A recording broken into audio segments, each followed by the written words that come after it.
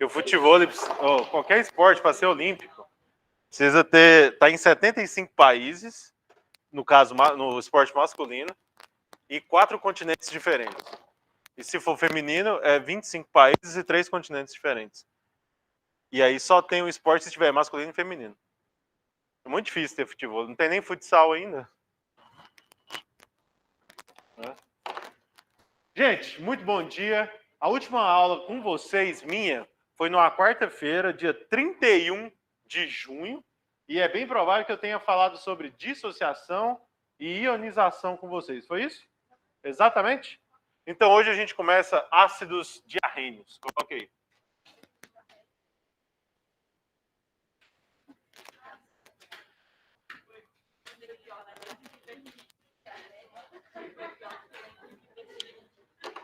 Segundo o nosso cronograma, nós temos aula com conteúdo até o dia 23 de outubro, se não me engano. No... Fala, seu Rui. Bom ou não? Bom dia. Vai, abre o caderninho e copia, manda eu ver.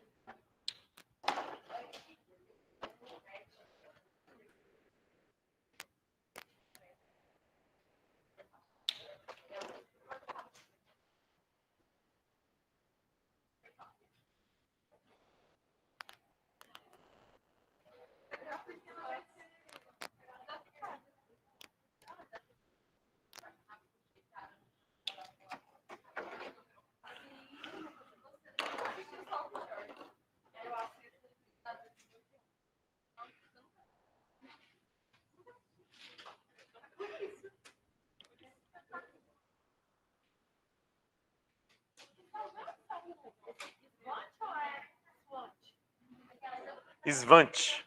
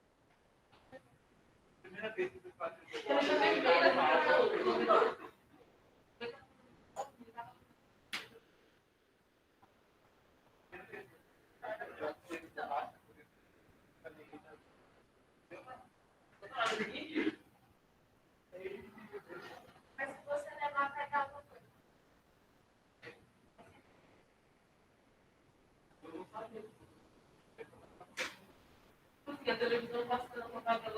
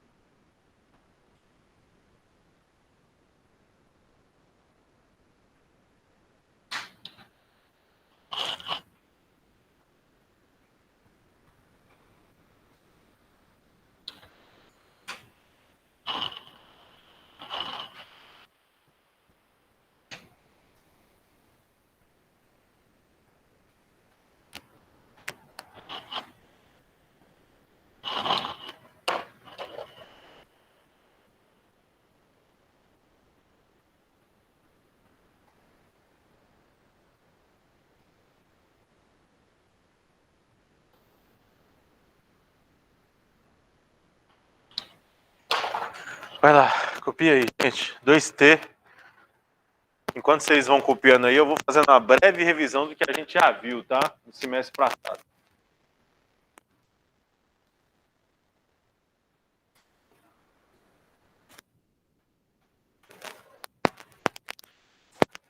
Semestre passado, nós começamos lá na introdução à química, falamos sobre os estados físicos da matéria, e a matéria pode se comportar em 3 estados: sólido, líquido e gasoso, e cada estado tem um comportamento diferente sobre forma física, né? Forma fixa e forma variada, volume fixo e volume variado. Depois disso, falamos sobre as propriedades da matéria. Falamos como a matéria pode se comportar, principalmente com respeito às suas propriedades organolépticas, que era com respeito aos 5 sentidos. Uma propriedade organoléptica, ela se diz respeito à audição, olfato, visão, tato e paladar, né? Todas essas propriedades da matéria. Depois falamos sobre substância simples, alotropia, e a gente falou sobre substância composta. Falamos sobre mistura homogênea e heterogênea, que é algo que abrangeu mais para a gente quando a gente entendeu as ligações químicas e a ideia de polaridade e apolaridade. Isso foi mais claro para a gente, por que forma uma mistura heterogênea e por que forma uma mistura homogênea. Isso foi muito importante. Depois disso, falamos um pouquinho sobre densidade e a gente entrou em métodos de separação de misturas. Método de separação de misturas é um ponto importante para vocês levarem para a prova desse ano, tá? Porque todo tem método de separação de misturas. Mesmo sendo uma matéria que você, no começo do ano, é uma matéria importante para você revisar na última semana. Aqui no Planeta, nós recebemos um informe da direção de que a matéria ela tem que ser toda ministrada até finalzinho de outubro, até o dia 23 a 24 de outubro. Toda a matéria nossa tem que ser dada até esse dia. E a nossa matéria vai ser dada até esse dia. Porque só falta química inorgânica e estequiometria para a gente. É a única coisa que falta. É isso aqui, ácidos, bases, sais e óxidos e estequiometria. E depois a gente vai fazer um mês só de maratona. Só resolução de exercícios, só trazendo as coisas que mais caem no Enem para vocês chegarem na prova ciente e fácil do que a gente já trabalhou durante o ano. Depois de método de separação de misturas, eu entrei com vocês em atomística. Lembra disso? Pode passar, não? Tá bom. A gente viu atomística, que são os modelos atômicos. Vocês lembram o que falava o modelo de Dalton, Thomson, Rutherford, Bohr? Ou não? Aham? Mais ou menos? É.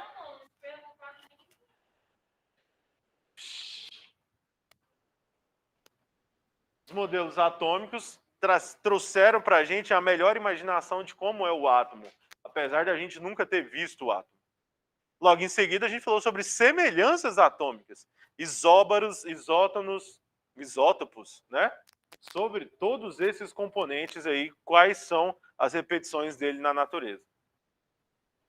A gente acabou os modelos atômicos, a parte de atomística, lá em diagrama de Linus-Pauling, onde a gente fez a distribuição eletrônica, mostrando que todo elemento da tabela periódica tem uma distribuição diferente um do outro. Aí eu te falei o que é camada de valência, o que é subnível mais energético. Acabou essa parte? Eu falei com vocês um pouquinho sobre tabela periódica. A gente teve umas aulinhas ali sobre tabela periódica. Depois a gente entrou em ligações químicas, que é a chave para você passar no Enem, tá? A chave para você passar no Enem, a gente já viu que é ligações químicas. Essa aqui é a outra chave, que é a química inorgânica. Lá em ligações químicas, a gente entendeu regra do octeto, ligações iônicas, ligações covalentes, geometria molecular, polaridade das ligações, polaridade das moléculas e as forças intermoleculares, que é, para mim, uma das coisas mais importantes que são cobradas nas provas. Forças intermoleculares. que a gente falou sobre dipolo induzido, dipolo, ligações de hidrogênio. Eu ainda falei uma quarta, que não é uma força intermolecular, mas é muito cobrada nas provas. São as interações íon-dipolo.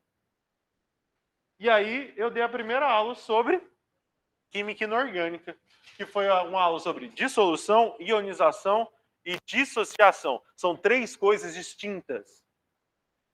Alguém faz ideia do que é dissociação e ionização? Por que eu coloquei essa palavra aqui em destaque? Ionização?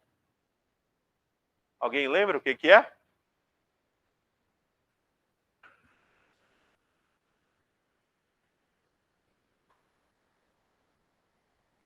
Também. Mas olha só. Essa aqui é uma molécula? Ou é uma substância iônica? Lembra que quando eu falei sobre ligações químicas, eu fiz uma diferença entre substância iônica e molécula. Porque molécula, temos ligações covalentes. Quando é uma substância iônica, como é isso aqui, ó, às vezes, ó, NaCl. Eu não posso chamar isso aqui de molécula. Por quê? Porque isso aqui não forma uma molécula, isso aqui forma um retículo cristalino. Que é quando a gente falou sobre as substâncias iônicas. Substância iônica forma retículo cristalino, não forma uma molécula. Isso aqui é uma molécula, porque a ligação predominante aqui é uma ligação covalente. Aqui a ligação predominante é uma ligação iônica. Então eu nunca posso falar que um composto iônico ele está formando uma molécula. Entenderam? É só um termo técnico, mas que faz uma grande diferença. Agora, isso aqui em água, ele forma Na+, Cl-? Não é? Não libera íons? Tanto é que é uma substância iônica, ela libera íons.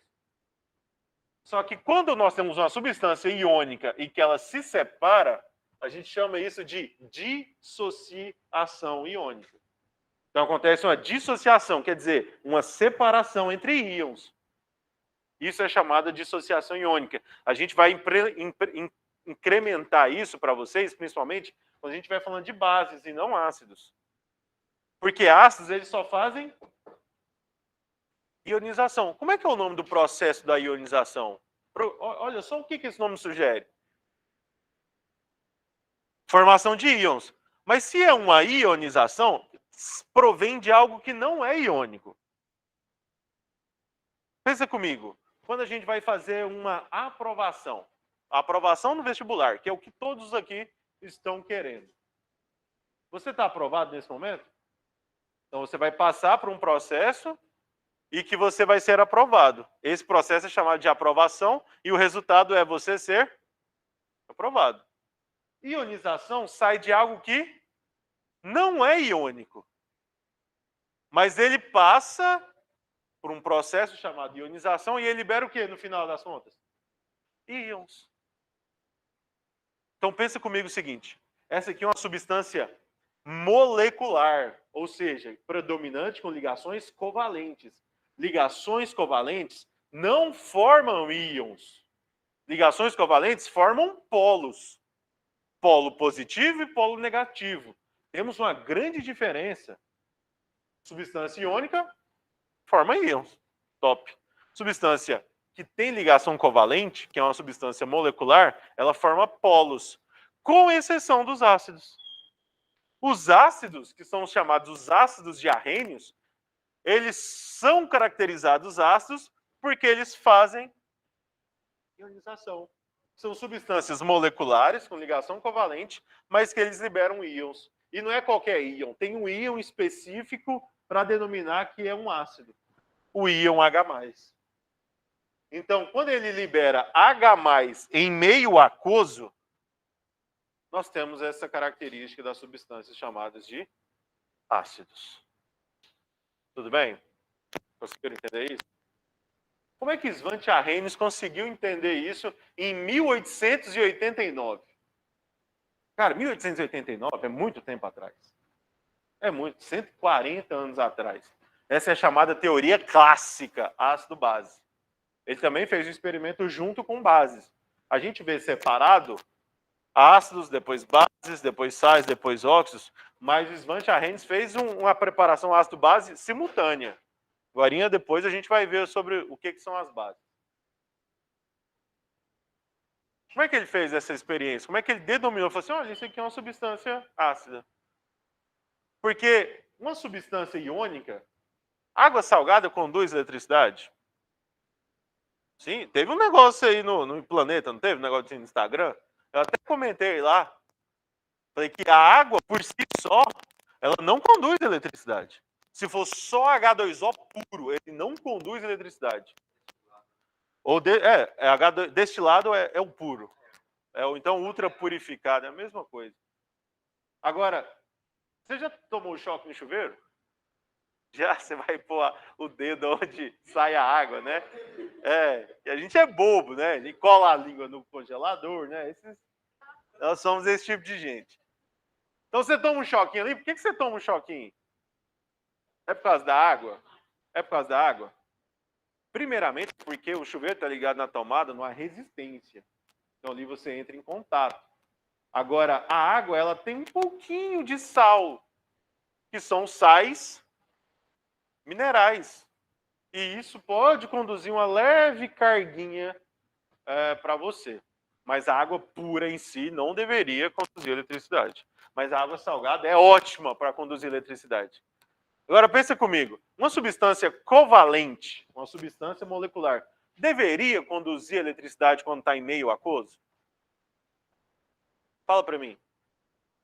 Você coloca açúcar na água, vai ser uma boa condutora elétrica? É claro que não. O açúcar, ele não se dissocia, ele não se ioniza, ele apenas se dissolve. Então ele não libera íons em meio aquoso. Então a água não passa a ser uma boa condutora de eletricidade. Agora, o que ele esperava? Que uma substância molecular se comportasse assim, não se dissociando, não se ionizando, apenas se dissolvendo e não liberando cargas. Só que os ácidos liberam o quê? Íons. Então ele percebeu que uma substância molecular estava liberando íons e conduzia eletricidade. Então Svante Arrhenius, ele mediu isso aqui tudo com eletricidade. Lembrando que a tecnologia da época não era favorável para ele. Em 1889, nós estávamos no modelo de Dalton ainda. Estava começando a surgir a energia elétrica. Lembrando que Thomson, que veio 9 anos depois, ele fez o seu modelo atômico baseado na energia elétrica. Tá bom? Mas aqui ainda vigorava o modelo de Dalton. Olha que louco. Agora, uma substância como HCl, ele tem quantos hidrogênios? 1. Então ele pode liberar quantos H+? 1. Então fica H+. Então aqui foi uma carga menos, porque lembra quando a gente falou sobre NOx? Nós temos uma carga que uma anula a outra. A somatória tem que dar quanto? 0. Então, se eu tenho uma carga positiva, quer dizer que aqui eu tenho que ter quantas negativas? 1. Certo? Porque uma negativa com uma positiva vai dar 0. Agora, e se eu tiver um ácido com 2 hidrogênios? Espera aí. Então, eu vou liberar quantos H+ aqui? 2. Então, quer dizer que eu vou ter quantas cargas positivas no total? 2. Então, eu vou ter que ter quantas cargas negativas? 2. Agora aqui, no H3PO4, eu tenho quantos hidrogênios? 3. Então eu tenho que liberar quantos H+? 3. 3 H+. E aqui então eu vou ter que ter quantas cargas negativas? 3 menos. Beleza? Sim? Fácil para vocês? Agora, a quantidade de hidrogênios aqui determina se o ácido é forte ou fraco? Porque a nossa ideia é, nossa, esse ácido aqui está liberando 3H+, ele deve ser mais forte. Ele está liberando mais hidrogênios, H+, porque quanto mais H+, mais característica ácida a gente tem. Svante Arrhenius falou o quê? Que todo ácido é aquela substância que libera H+ no meio aquoso. Mas é lógico que a nossa compreensão utiliza o quê? Quanto mais H+, parece que então é mais ácido. Mas não é assim. O que vai mover a nossa força desses ácidos é o chamado grau de ionização. Você acha que dessas moléculas aqui, a cada 100, a 100 libera os 3 hidrogênios H+? Você acha que todas liberam H+? Não. Nós temos um grau de ionização que é dado por alfa. É como se fosse, por exemplo, o seguinte. Você estudou toda a matéria que vai cair no Enem? Não, vamos supor que no final do semestre, eu espero que sim, né? Você tem estudado toda a matéria que vai cair no Enem. E você garantiu que você vai acertar 100% da prova? Não, né? Não. Você vai acertar uma porcentagem.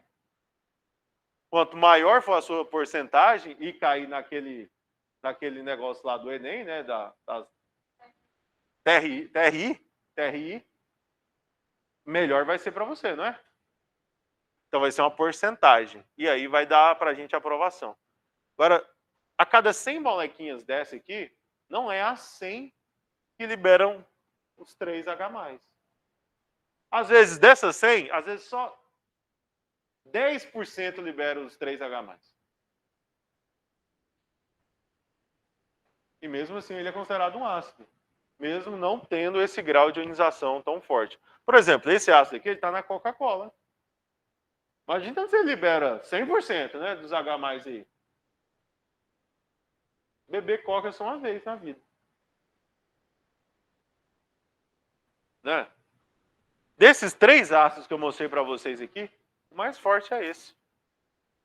Que só tem um hidrogêniozinho. O grau de ionização dele chega a ser de 98%. Quer dizer que a cada 98 molequinhas dessa aqui, ou a cada 100 molequinhas dessa, 98 liberam H+. Só 2 que não. Aqui, o ácido sulfúrico, como ele é muito conhecido, o ácido sulfúrico, ele tem um grau de ionização de 80%. Então quer dizer que a cada 100 molequinhas, só 80 libera esse H+. Só, né? É muito forte. E aqui no ácido fosfórico, nós temos um grau de ionização menor do que 5%. É por isso que a gente pode beber um ácido desse aqui, porque é um ácido fraco. Você libera ácidos, você consome ácidos, mas tem que ser ácidos fracos, para que você não morra. Tá? Principalmente, se você bebe vinho, ou se você consome vinagre de alguma forma, às vezes na salada, por exemplo, você está bebendo um ácido chamado ácido acético. O ácido acético é um ácido orgânico. Repara nessa informação. Todos os ácidos orgânicos que existem, que são os ácidos carboxílicos, são ácidos fracos. Todos os ácidos orgânicos são fracos. São com grau de ionização menor do que 5%. Tá bom? Entra também. Que são ácidos nitrosos, ácido cítrico, que são ácidos orgânicos. Álcool, ele tem um caráter ácido. Ele não é classificado ácido, mas ele tem um caráter, ele se comporta como ácido, porque ele consegue ter um grau de ionização, chega a ser às vezes 2%. É muito, extremamente. Por isso que ele nem é classificado como ácido, ele tem um caráter ácido.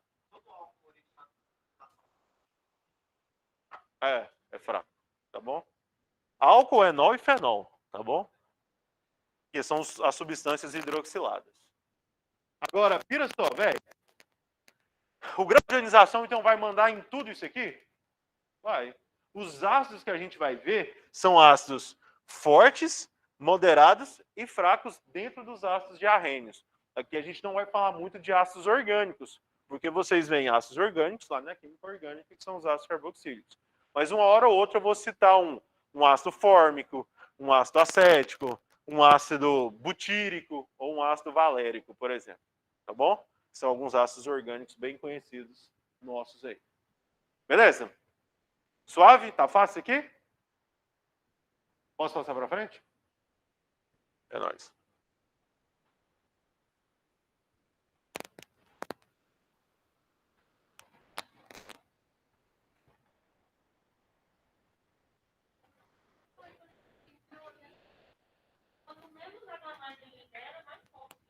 Não. Não é isso. O que manda é o quê? O grau de ionização. Isso, não é que você tem que declarar. Ele te fala isso. Só que aqui eu vou te mostrar, por exemplo, a diferença entre hidrácido e oxiácido. Isso já é uma caracterização do que é mais forte e o que é mais fraco.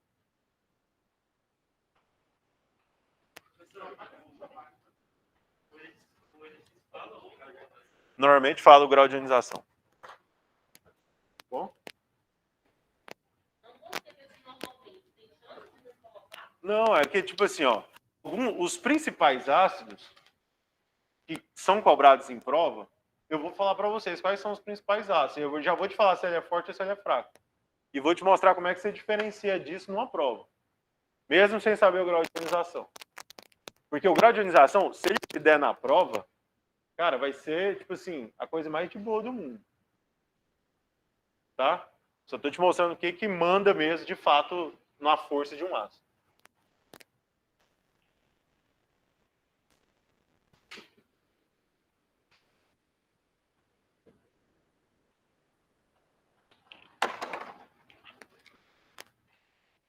Sonequinha mandou um abraço para vocês, tá?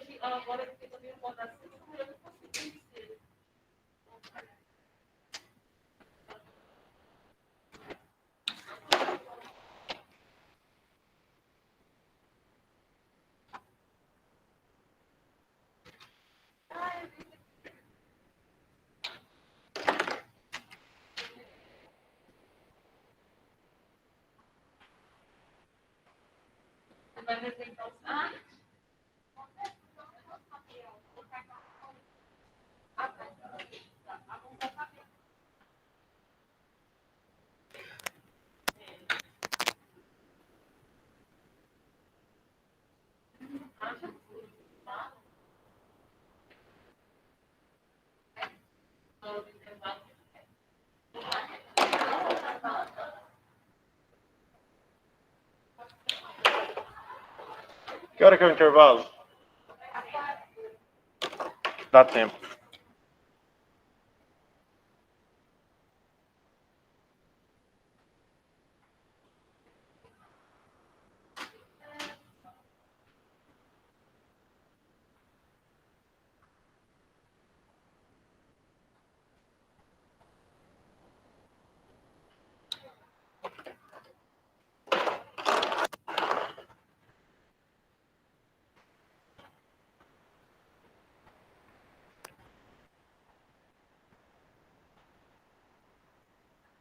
Você tá caladinho hoje? O que foi? Eu acho que eu sei. É?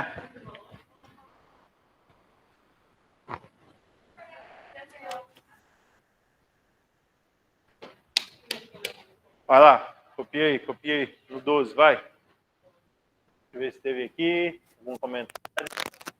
Só um pouquinho. Tá bom, né? Teve um bom dia. Isso aí, gente. Esse negócio de férias vicia, né, velho? Você tá de férias, você fala, não quero voltar, não. Quero acordar cedo, mas não. É. Não, aí 3 meses assim, aí de repente a gente acorda e fala assim, gente, não tô fazendo nada na minha vida, né? Preciso fazer alguma coisa, né? Aí você começa a se surtar, precisa fazer... fazer alguma coisa. Fazer nada, né? É isso mesmo. Boa filosofia. Não. Durante um mêsinho é massa, né? É legal, né? Sou de... Não, eu terminei um monte de série que eu tava na metade. Não, série pra mim já foi tudo. Série eu vi um monte que tava pela metade. Agora tô terminando de ver uma que chama Suits. É muito boa essa série. Hã? Não, Suits. Suits é dos advogados. Não. Advogado. Acho que não tem muito o que falar, né?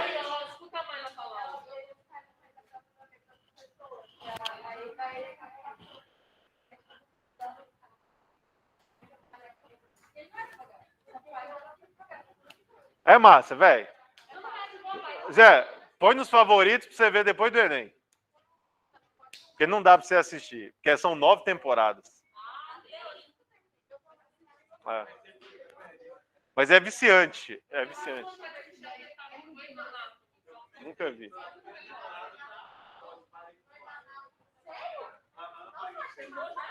Vamos lá?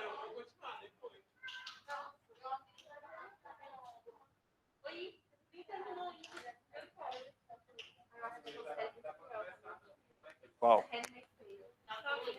Não conheço. Dá tempo de eu falar aqui, hein?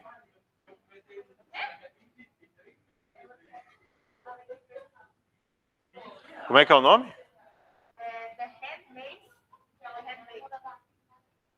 Não conheço.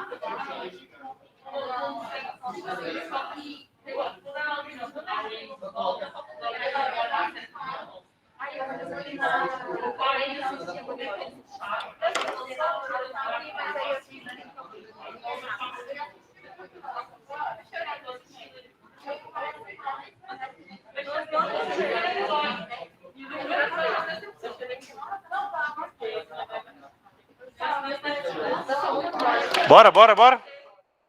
Assistir Smallville. Esse eu ainda não vi. É o do Julius, né? Pois é, eu sou fã do Julius, viu? É? Tipo uma sitcom. É. Deus isso. Ah, entendi. Oh, vamos lá, ó. Vamos lá, simbora.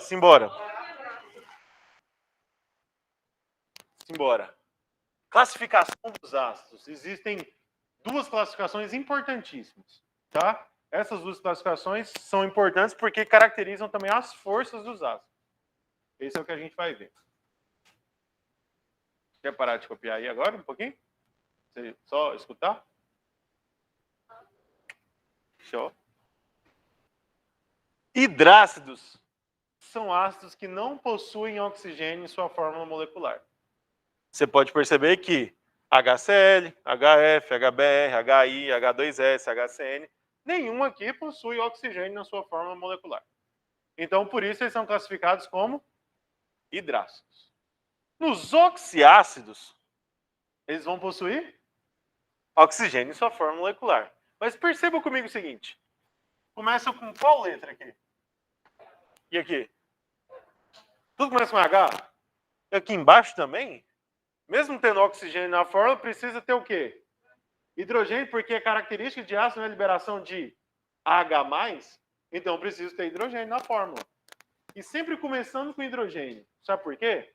Porque lembra que eu falei para vocês que a IUPAC, ela tem um padrão de começar a molécula com o mais positivo indo para o mais negativo? Então, se vai sair da forma H+, o hidrogênio tem que vir primeiro, porque ele é o positivo. Eu falei isso uma vez lá em ligação iônica para vocês. Por que escreve NaCl e não ClNa? Sempre é do mais positivo para o mais negativo. Então aqui, ó, o mais negativo é o cloro, aqui é o flúor, aqui é o bromo, aqui é o iodo, aqui é o enxofre, aqui é o... Aqui eu vou chamar isso de ano. Eu vou te falar que o C e o carbono e o nitrogênio junto tem um nome específico. Tá? Agora, HNO3, HNO2, H2CO3, H2SO3 são oxiácidos. Agora, todos os hidrácidos, com exceção do HF e do H2S, e com exceção desses dois, nós temos todos os hidrácidos mais fortes do que os oxiácidos. Então, quer dizer que, numa prova que você não vê o grau de ionização deles para saber a grandeza da sua força, você pode prever que os hidrácidos são mais fortes do que os oxiácidos. Por quê? Porque a maioria deles tem um grau de ionização maior do que os oxiácidos.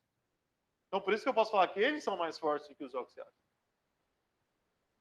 Ok? Apesar que o H2SO4, que é aquele ácido sulfúrico, que não é esse aqui é chamado de ácido sulfuroso, mas o ácido sulfúrico ele é mais forte do que o HF, por exemplo. O HF ele é um hidrácido que é mais fraco do que o oxiácido H2SO4, que é uma exceção. Porque esse aqui é um ácido moderado. O grau de ionização dele é só 9%. É fraco.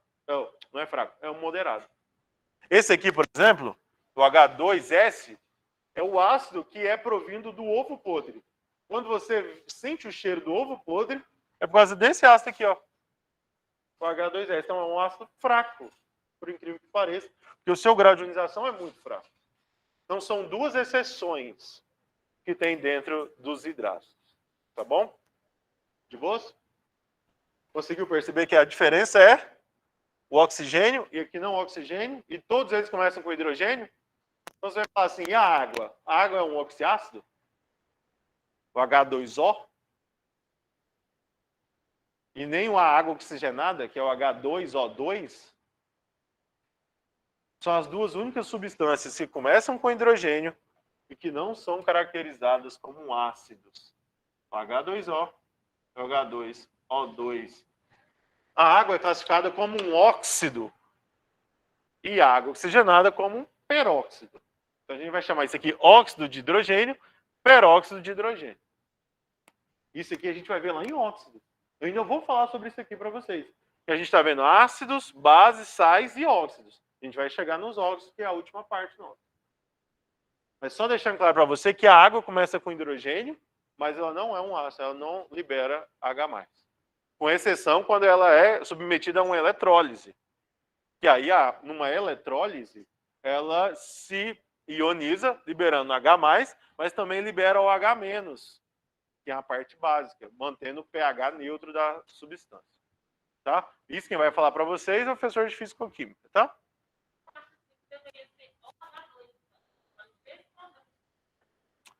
O problema, se for falar OH2, o hidrogênio, ele não é o mais positivo, aí a gente inverter algo que a IUPAC prevê só para algumas moléculas, mas não prevê para essas. Ia ser um pouquinho complicado. Agora, a nomenclatura dos ácidos é dada pelo seguinte. A nomenclatura dos hidrácidos são mais fáceis. É muito fácil a nomenclatura dos hidrácidos, porque é só acrescentar hídrico no final.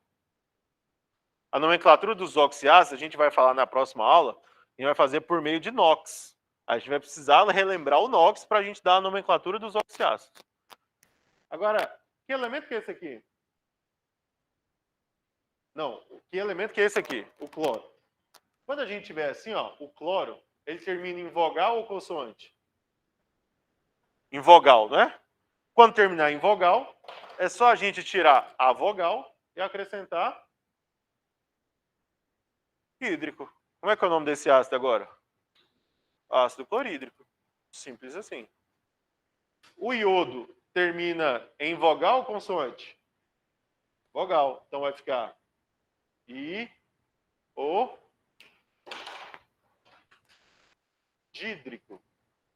Olha que nominho legal. Iodídrico. É o ácido mais forte do mundo. Pingou uma gotinha na sua mão, ela atravessa a sua mão e pinga no chão. Não, aquele lá é o ácido fluorídrico. Esse aqui, ó, é um ácido moderado. Esse aqui é só 9% de ionização e faz aquilo tudo. Imagina isso aqui. Cara, eu não sei. Eu não sei porque esses ácidos, normalmente, eles não são liberados para a gente trabalhar facilmente no laboratório. É liberado somente pelo exército, dependendo de alguns laboratórios. Tanto que a coisa é cabulosa, saca? Aqui, ó. Aqui termina em vogal ou consoante? Fluor. Consoante. Então é só você pegar e acrescentar. Fluor.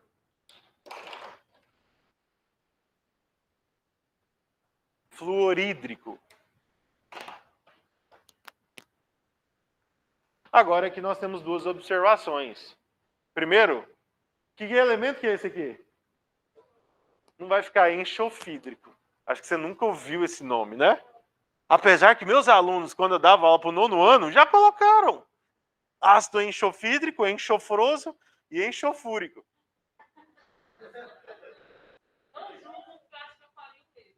Provavelmente. Só que o nome desse ácido lá no latim, ou o nome desse ácido, não, o nome desse elemento, se chama sulfur. Sulfur. Aqui na nossa adequação da língua, para esse ácido em específico, a gente tira esse UR. Só para a fonética ficar mais bonita. Em vez de ficar sulfurídrico, a gente fala só apenas sulfídrico. Porque no outro, a gente vai continuar com o nome inteiro. Sulfúrico e sulfuroso. Continua com essa parte do UR. Sulfídrico. E quando a gente tem o carbono e o nitrogênio junto, ele vem de uma função orgânica chamada de nitrila. Só que quando ele está ligado a outro carbono, ele é uma função orgânica chamada nitrila. Quando ele está ligado a um hidrogênio, que é o caso ali, a gente chama isso aqui de ciano. Então, é a mesma função, só que para a química orgânica tem um nome, para a química geral tem outro. Aqui é chamado de ciano. Então, ciano termina em vogal. Então, fica ácido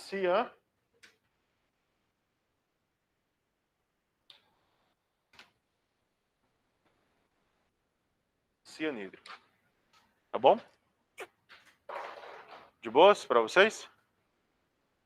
Alguma pergunta, gente? Galera do online aí, alguma pergunta? Marco? Beatriz?